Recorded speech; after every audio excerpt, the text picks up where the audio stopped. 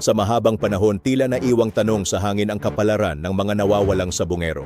Ngayon muling umaling-awngaw ang sigaw ng hustisya matapos maglabas ng non-bailable arrest warrants laban sa negosyanteng si Charlie, Atong Ang at ilan pang kasamahan. Mula sa mga korte sa Stanan Cruz at San Pablo, Laguna hanggang sa Lipa City, Batangas, sunod-sunod na inilabas ang mga utos ng pag-aresto.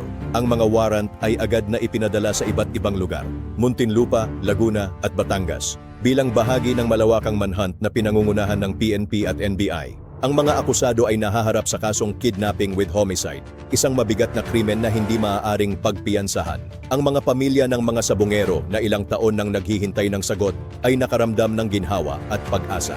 Sa wakas, gumagalaw na ang hustisya, ang kanilang tinig. Sa bawat pangalan ng nawawala, naroon ang sugat ng isang pamilya. Sa bawat utos ng pag-aresto, naroon ang pag-asa na ang katotohanan ay muling sisibol.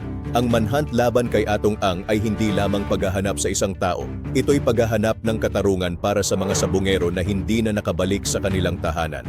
Kung ang batas ay tunay na maghahari, naway maging paalala ito.